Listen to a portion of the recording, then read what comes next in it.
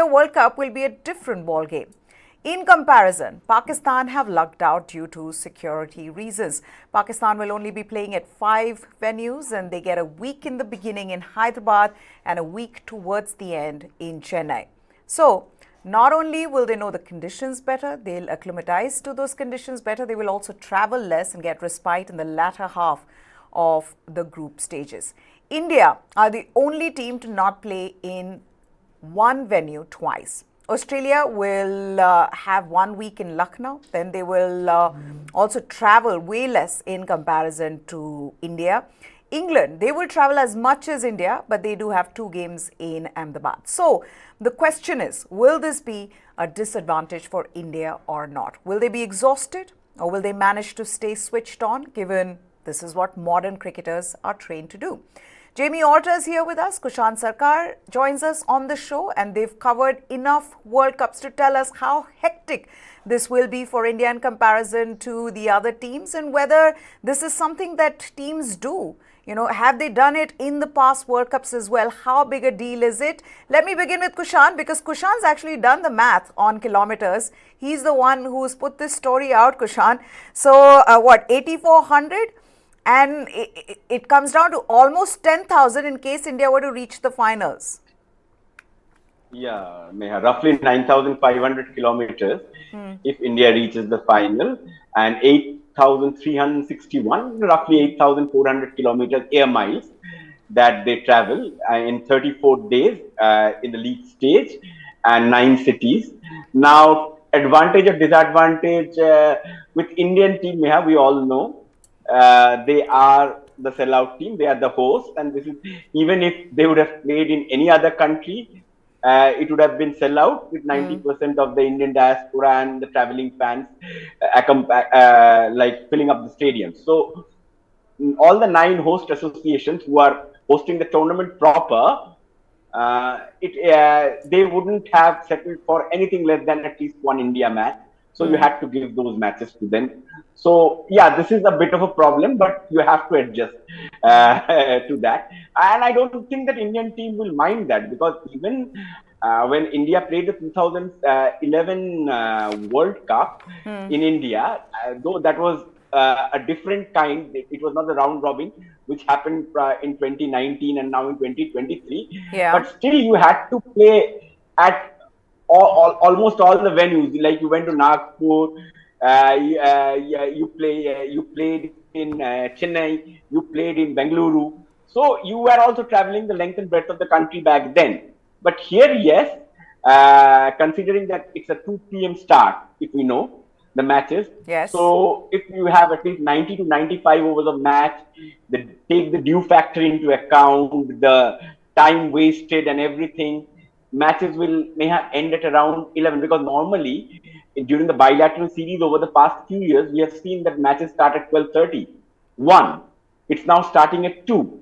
Yeah. So, and there will be places like Kolkata, there will be places like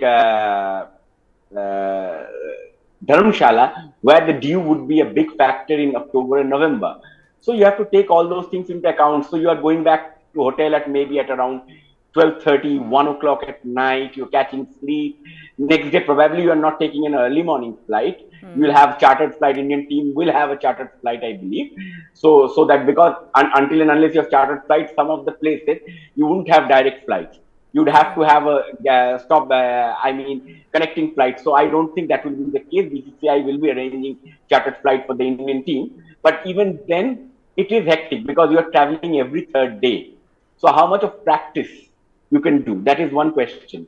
Secondly, Jasprit Bumrah, if he's coming back into the World Cup, like you are expecting to bowl 10 overs and then take those flights, 9 games, like will he be ready?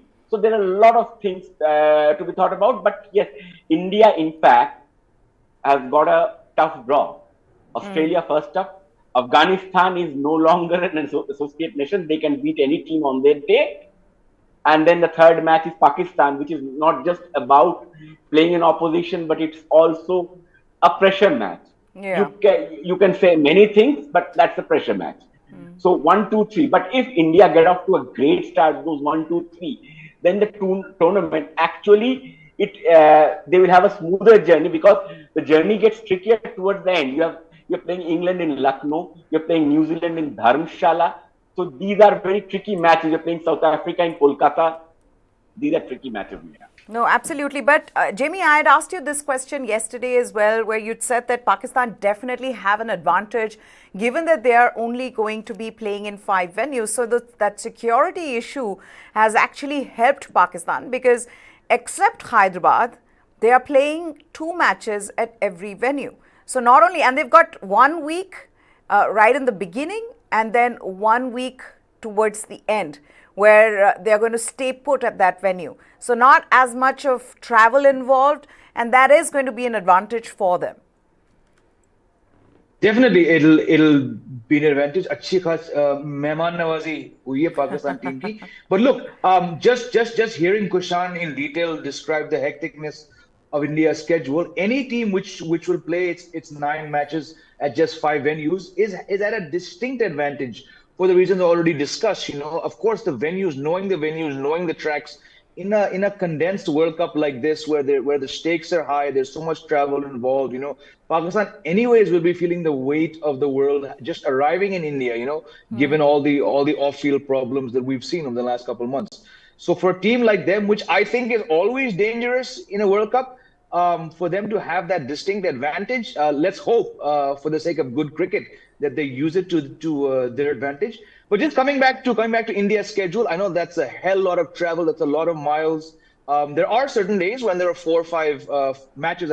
Where there's 4 or 5 day gaps. And like we were discussing yesterday, I think this team has enough professionals in it.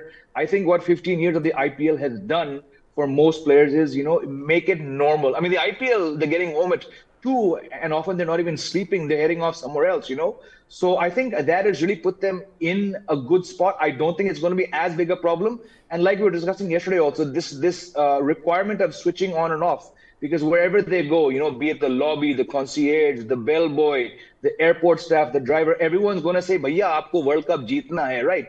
So maybe, just maybe, and also, just coming back to what we're discussing about the practice, it wouldn't be the first time if they choose to the India skip a practice during a World Cup.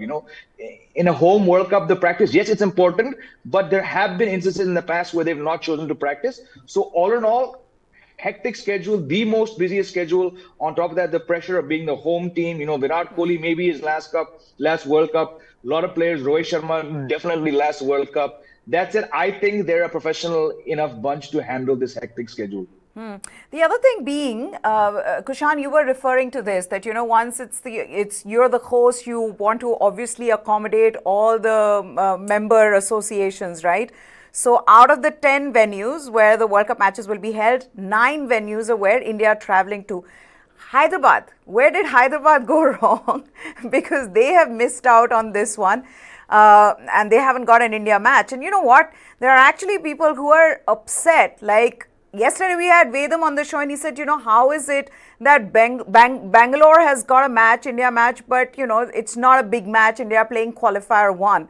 So people are upset about those kind of things. Hyderabad mein to nahi ho raha hai match. Now, look, you have to accept it that the dispensation that is there in power, they normally decide, and accordingly it happened. Like in Nagpur, got a marquee match, India versus South Africa, the only match that India lost in the 2011 World Cup. And at that time, Shashank Manohar was a huge influence in Indian ball. So it happened. Mr. Sharad Pawar took the final to Mumbai, the World Cup final. Before that, 87 Reliance Cup, the final was in Kolkata, and the semi-final India played in Mumbai. So it happened. So whoever is in power, obviously he or she would like to get that center, the marquee matches, and that has gone. Now there is no rule as such, there is convention. Now, like Mohali has missed out, so there will be conjectures about it. But you have to understand one thing, that you can only have 10 centers. Like ICC, it's not like that if you have 20 centers in India, you can have 20 matches. What ICC tells you, like when it's the T20 World Cup, keep it down to 4 to 5 centers. When in case of India, it is always going to be 8 or 10. Even when we are playing T20 World Cup, when it's 50 over World Cup, keep it to 10 centers, because it's not only about the teams traveling, it's also about the broadcast. It's also about the set of crews that are traveling. So there is a lot of logistical issues involved, and how much you are traveling. I can understand, Dr. Shashi Tharoor's tweet about the Mohali. Tiruvananthapuram not getting Okay. Tiruvananthapuram not getting a match, like Dr. Shashi Tharoor tweeted. But then at least they have got India practice game. India will play a practice game there on 3rd, and I believe by 4th they are going to check in Chennai. And even before that, I believe 3rd, 4th or 5th, Australia will be having their open session in Chennai, which I believe will be a very good open session. Though I do believe that the way I believe during that time. Yeah, but I do believe that, the way it has been, the schedule has been formed, and of course you have to keep all 10 teams in mind, when you're trying to work this out. And I'm sure each and every team will have some problem or the other, where I was also seeing Jamie, Pakistan's schedule. They may have 5 venues, but they are traveling back and forth from Kolkata to Bengaluru to Kolkata 2 times. So every team will have that one phase which might not work or which might not go in their favor. But with India, the one that really stands out for me is that they start in the south, from Chennai. They come up to Delhi against Afghanistan. Then they move on to Ahmedabad, which is the Pakistan match, which is going to be a high pressure match, 130,000 plus who are going to be there cheering for India. Then where do they go? They go after that to, I think, to Pune, straight down to Pune. That's right. See, there you go. Bangladesh. Then from Bangladesh, they fly up, right up north to Dharamshala, then to Lucknow in the center. And then I think they go to Calcutta.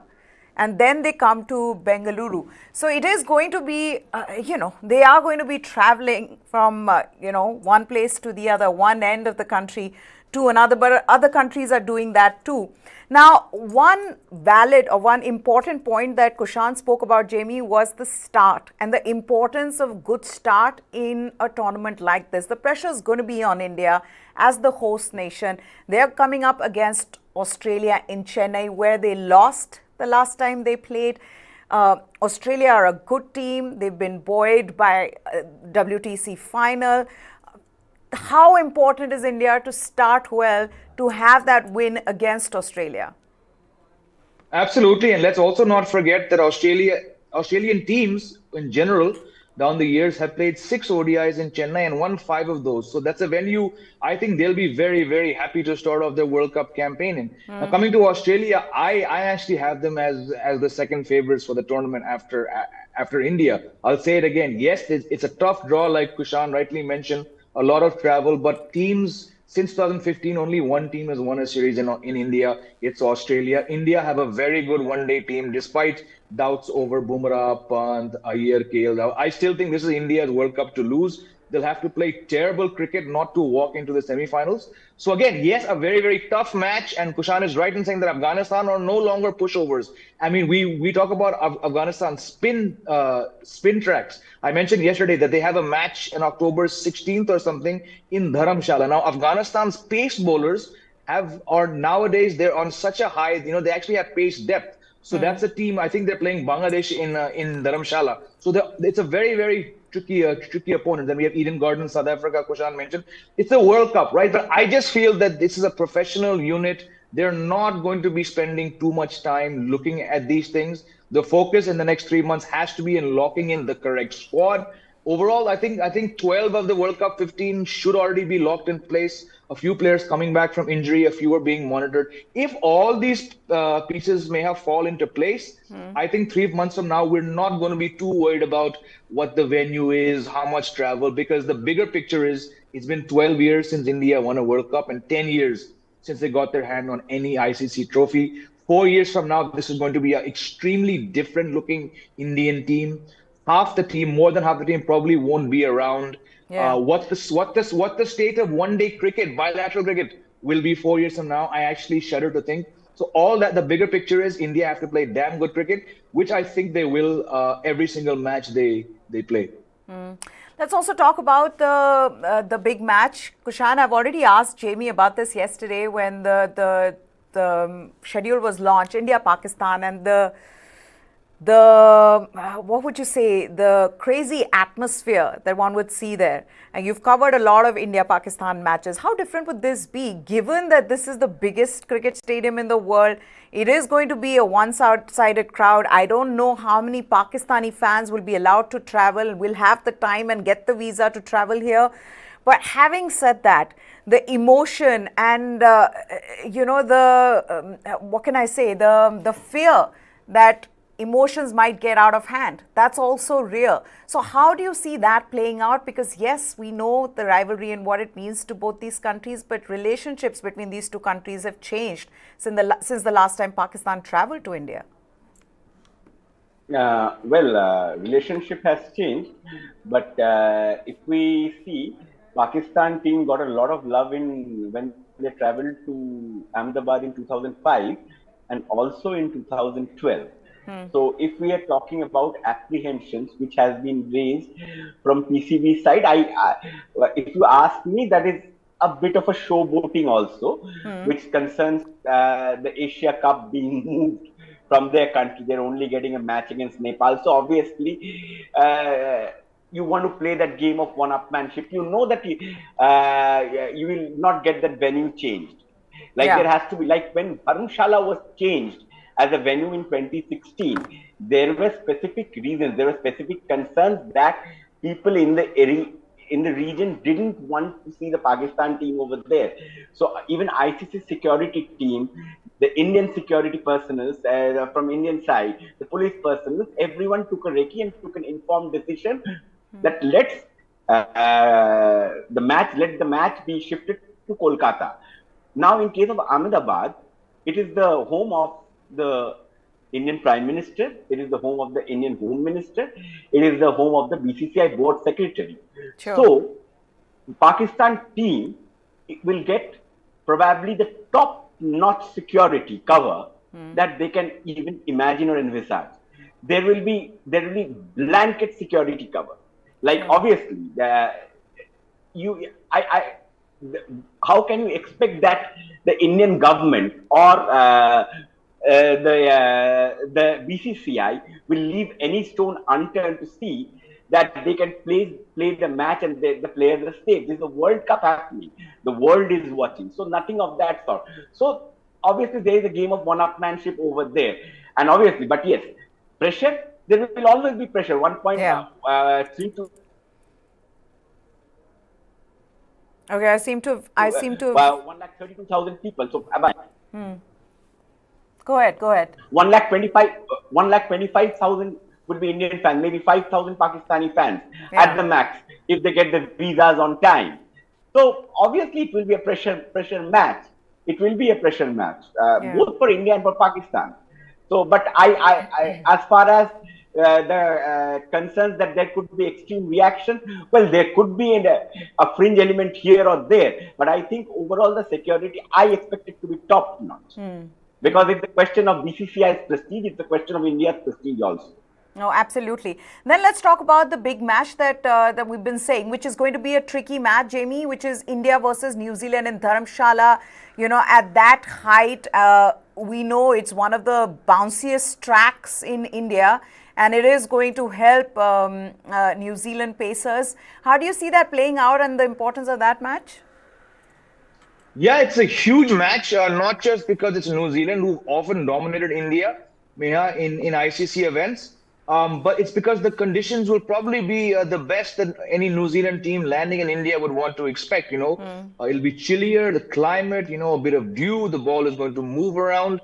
I'm pretty certain that Trent Bolt will return to play this World Cup. And just looking at how regularly and how consistently New Zealand produce quality pace bowlers, of course, there's no Kane Williamson, there's no Michael Bracewell. Huge loss. I think New Zealand will really struggle to make it to the semifinals.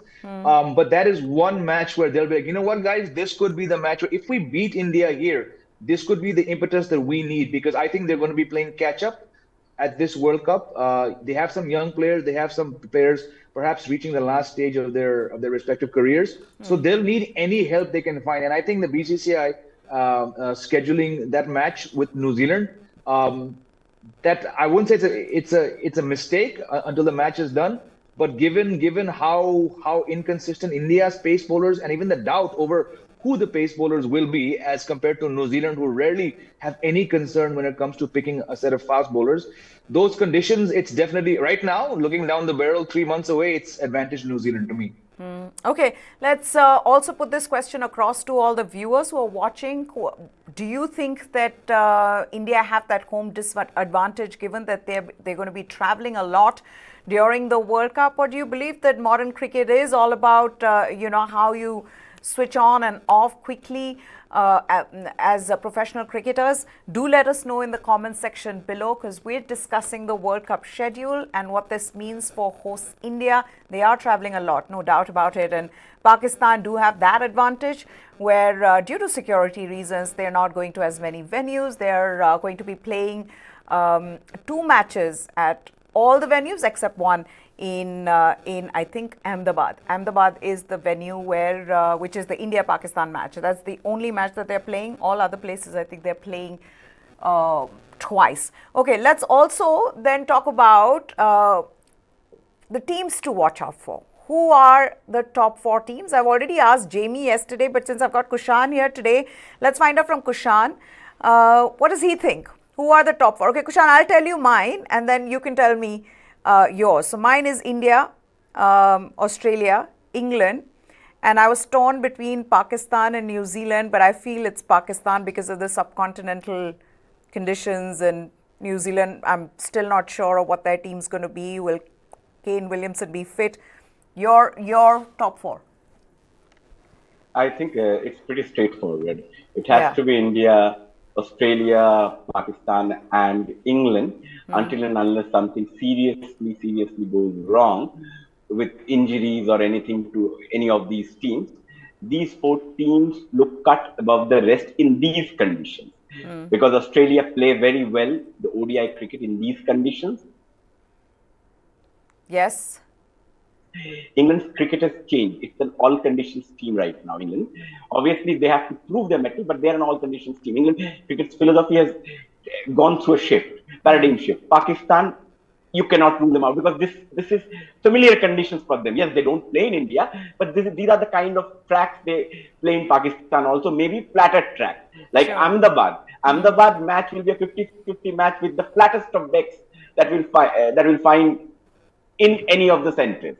It will be a run feast. I expect it to be a run feast. Whether it's Virat Kohli, Rohit Sharma, Hardik Pandya, or Babar Azam on the other side, or Fakhar Zaman. So I expect that to happen. So these are the 4 straightaway teams.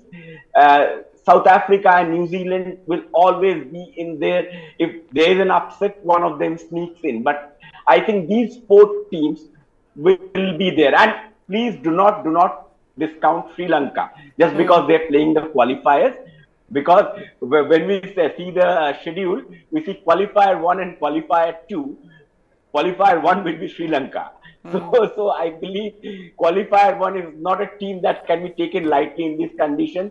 You will have Pathirana, Thiksana and Hasaranga in the bowling attack. You will have a Sadira Samaravikrama, you will have a Dimuth Karunaratne, you will have a Kushal Mendis. It's not a bad team. And Dasun Shanaka. It's not actually a bad team. Okay, so if you had to pick one dark horse, Jamie? Look, it's a tricky one.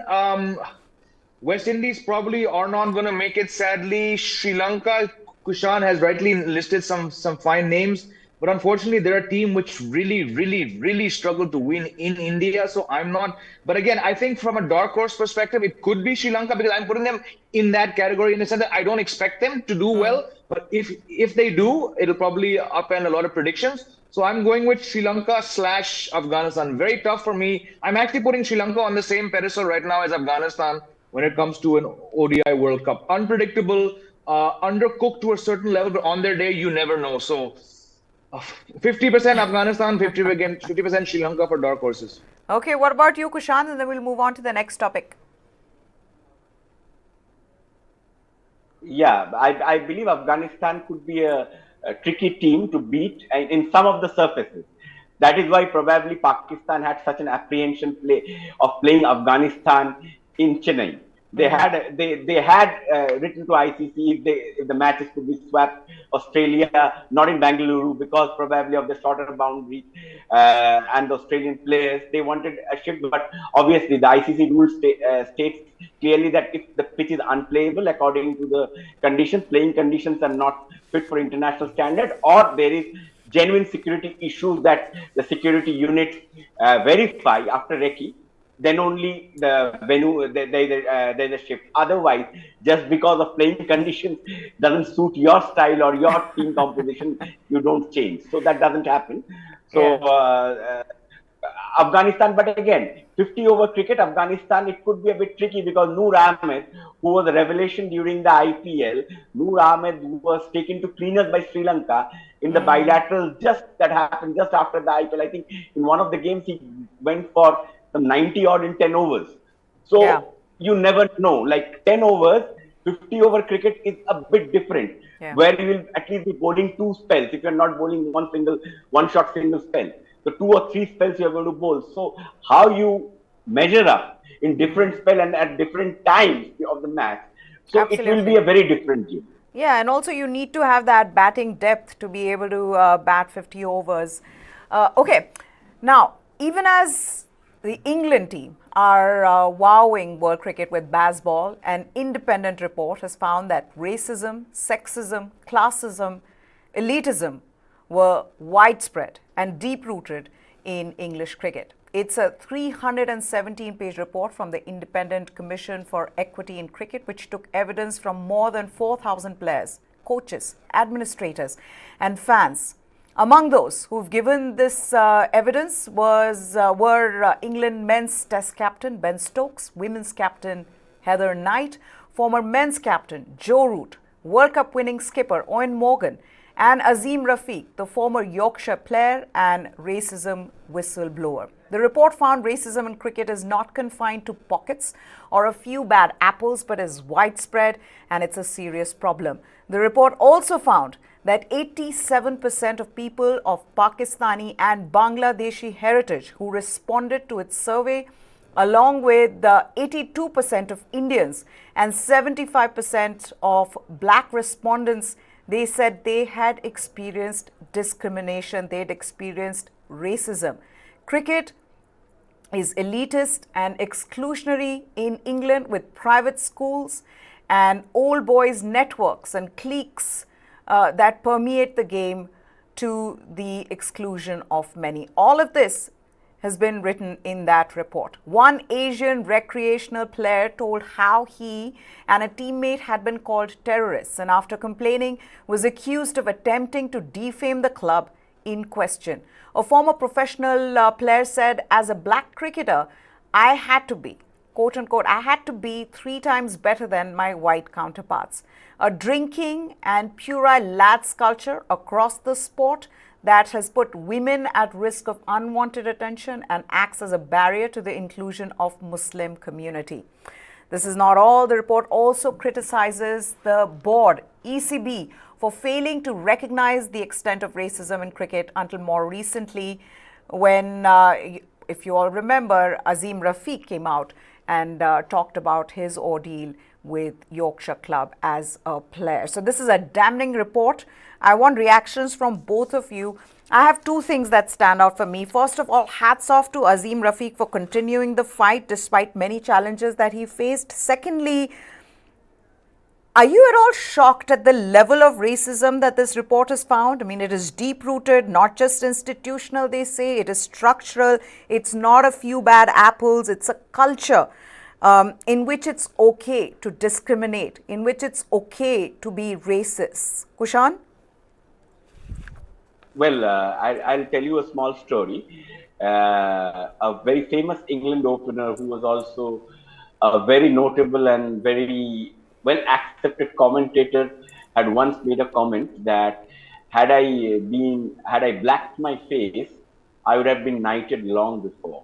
And then he had to apologize. He issued an apology. You'll find the quote unquote, if you Google it, the name I don't want to name on a television show, but this happened. So this is what you call casual racism. Just like there is casual sexism, there is casual racism. That has been prevalent in England. Like a friend of mine who has been an India player, currently resides in England, does a bit of coaching also. And I asked him after the report came out, the examining report, that do you face racism? He said that not exactly racism. What you face is a condescending tone. What you face is a patronizing attitude towards people who are not white.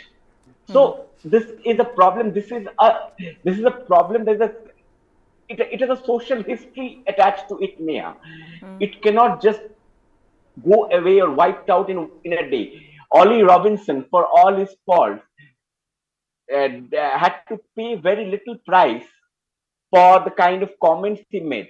He was sorry for the comment he has made, but has he changed as a person? We do not know whether he has changed as a person. Yes, you feel bad for him that the Aussies are taking some piss out of him, but at the same time, what Ollie Robinson told Usman Khwaja, was it something great? And Usman Khwaja, mind it, is an Australian of Pakistani descent.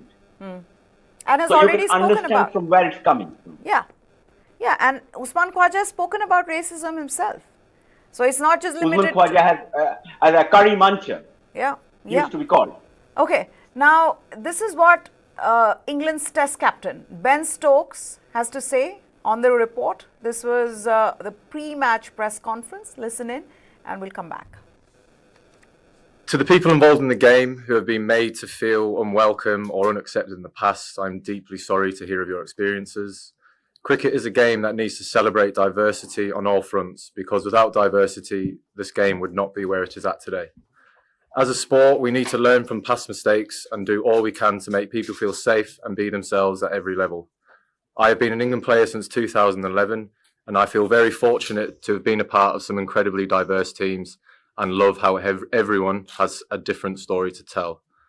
We must go further and be more inclusive and diverse, because the game I love and the millions worldwide love should be enjoyed without fear of discrimination or judgment, whether that be due to your upbringing, race or gender. As I said earlier, everyone has a different story to tell. I am Ben Stokes, born in New Zealand, a state-educated pupil who dropped out of school at 16 with 1 GCSE in PE.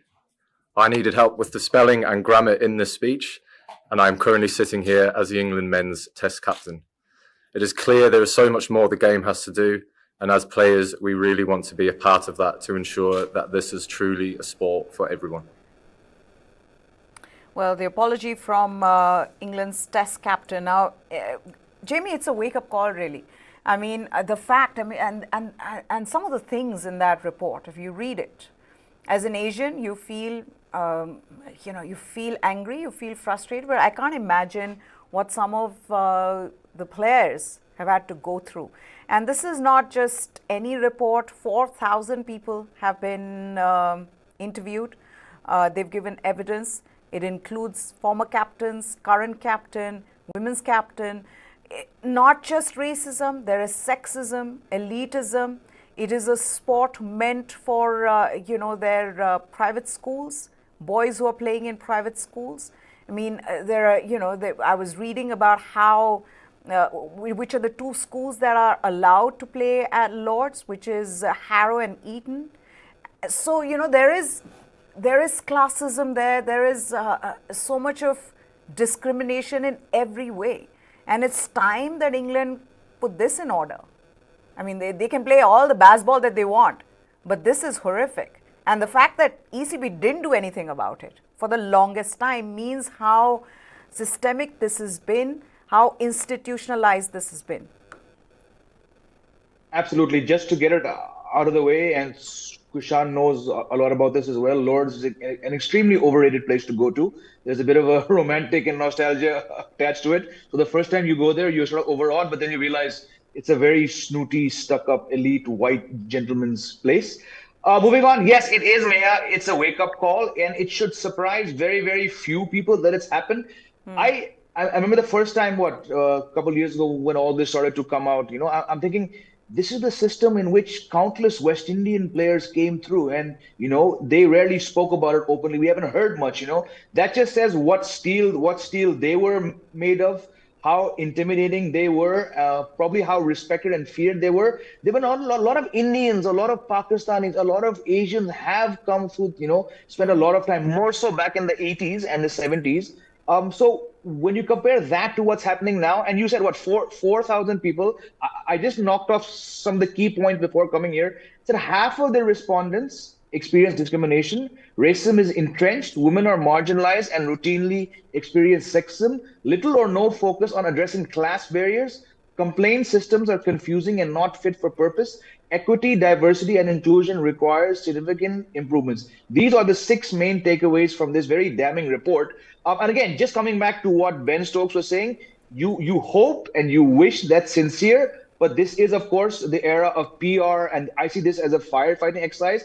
And Ben Stokes mentioned the England team. I don't think the England team is anywhere near problematic the way that the structure is, starting from the school level to the university level, the club level, and account level, because the majority of the complaints have come from that. You're not hearing complaints about people playing for the England team, but it's what has taken an Asian origin player or a West Indian Caribbean origin player, even a South African coal-plug player, what has taken them to the top, what they've gone through, and then you think about the women cricketers and how bad it is for them. So it's definitely a wake-up call, and let's hope, because yes, it is from the outside. I mean, yes, I've been to England 3 times to cover cricket. Kushan's probably been more. You've been there, Maya. It's like Kushan said, it's more a cultural thing. It's not just cricket. It's in their system. And I think one aspect which does not get discussed is the drinking culture within England, and especially in the sporting arena. Maya, you and I have a common friend. He did a sports MBA from University of Loughborough. He played with Sam Billings, a couple other names. He said, even at his level, and this is a sweet, well-brought-up, polite lad, he's a lad when he was there as a student about 14, 15 years ago. He said that it's just mad. Like it's 5 o'clock and all these guys who slog their rear ends off in the nets, against quality bowling machines, they're off getting sloshed, and 4 hours later, they're all staggering out of the pub. So I think a lot of it just comes from that cultural aspect. And you put 15 sporting jocks together with copious amounts of alcohol, not hard to see that one person who's not your typical white player in that room could become the target, So it's just a very sad and a very dark time the English cricket is going through. Absolutely. Okay. This is Azim Rafiq. He is reacting to this report. Remember, he was the whistleblower. He was one of those players who came out and spoke openly about all that he had to endure and what he went through. He also spoke about how this is not a one-off thing and it's not his experience. He knows many people who've experienced exactly the same kind of discrimination that he has when he was playing for his county club, Yorkshire. Listen into what he has to say. Today's report, hopefully, it's the voice of all the 4,000 people that have built up the courage to speak to the Commission. And even those suffering in silence, I just hope that this provides some sort of closure for them. Yeah, I think, look, the thing that stuck out to me was, I think as a starting point, look, the apology was, I think, one of them. And for ECB to apologise, I think that's a good start. But I think it's the regulatory stuff, the regulator and promoter confusion that needs to be changed. We need an independent regulator, and I think there's stuff around making kit and coaching free for kids that come into the pathway, and the pay structure with women's cricket. Even when I was briefed yesterday, I wasn't aware that England women have not played a test match at Lords, and that's wrong. and that needs to change immediately.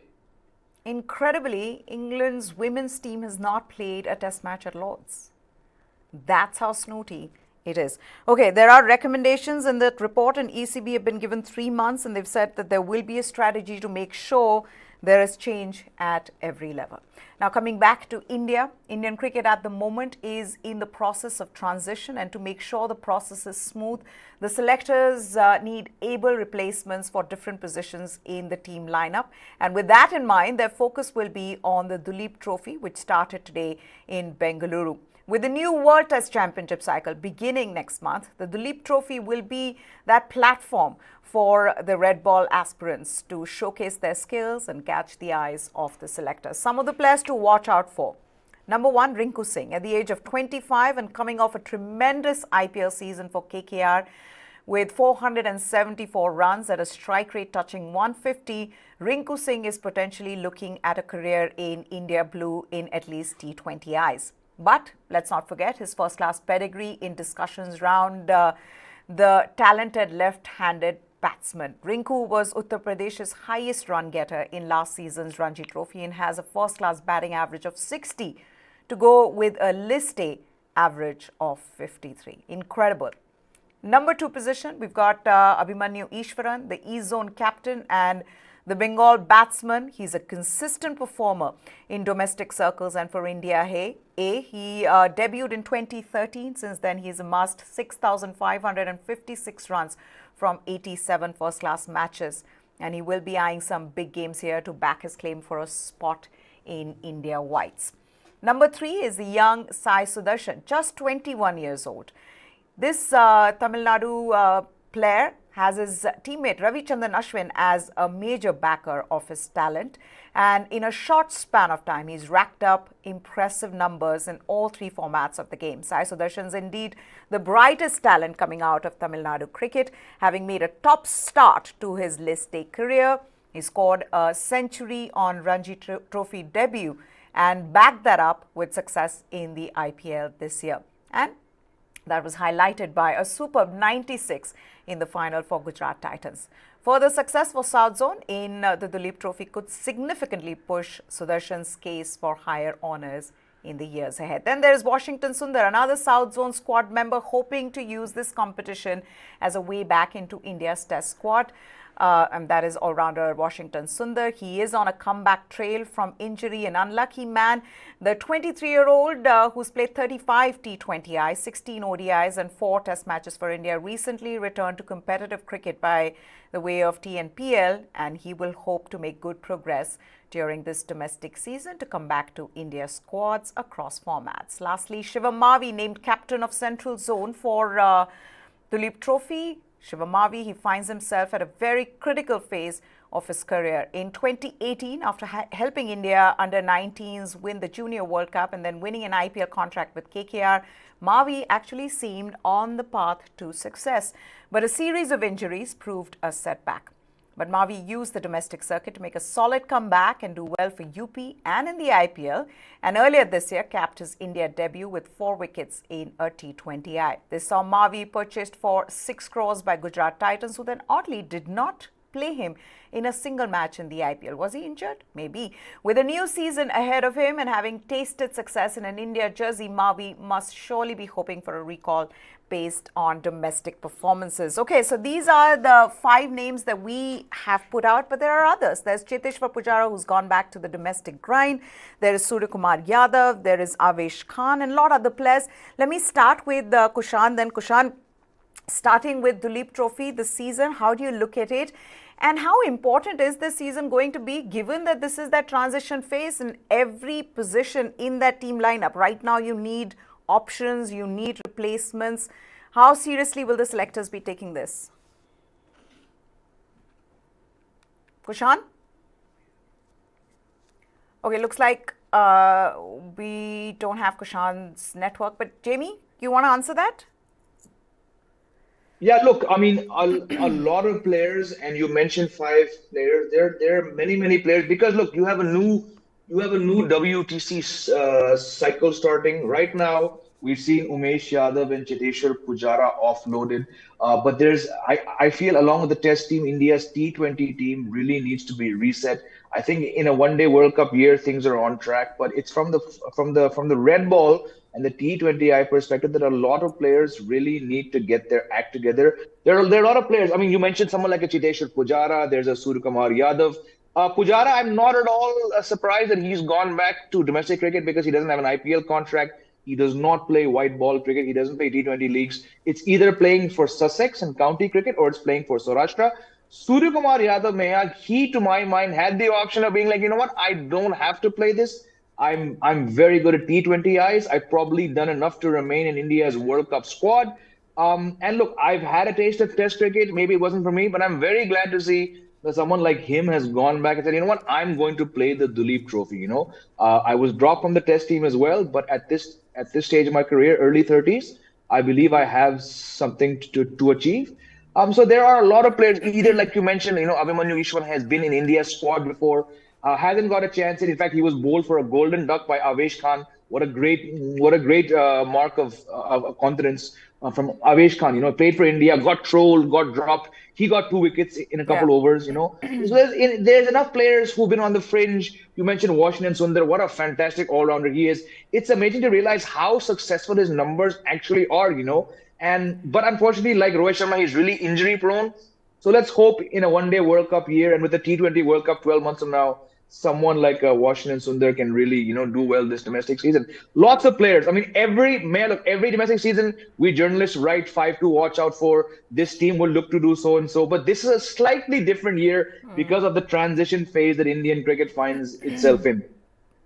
Okay, time for us to wrap this up. But thank you, Jamie and Kushan Sarkar, for joining us here. I'm completely out of time. I would have loved to get Kushan's reaction on this. There is also, there's so many other players who are going to be part of this Duleep Trophy, but maybe for another day. That's it from us. How do you like our programming? Do let us know in the comments section below. Goodbye.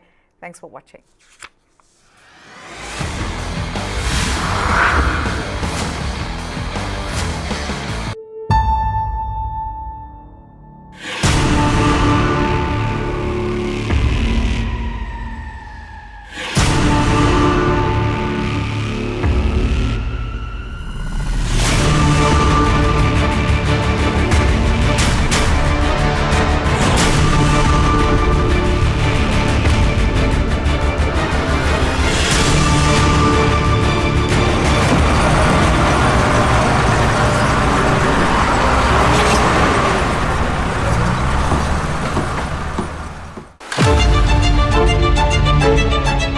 On March 20, 2023, the Intergovernmental Panel on Climate Change warned member states they were not doing enough to limit global warming.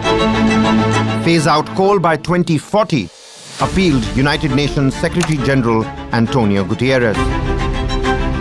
No new coal, and the phasing out of coal by 2030 in OECD countries and 2040 in all other countries.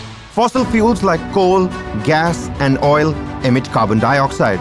This stays in the atmosphere longer than other greenhouse gases like methane. The world used more than 8,000 million tons of coal in the year 2022. Its emission traps heat in the Earth's atmosphere and raises temperatures. India has been consistently advocating that we move away completely from fossil fuels, not just identifying coal as one of the villains in this case. And this stand was, so to say, raised by India at the COP. But then the developed economies did not sign. Now, the good thing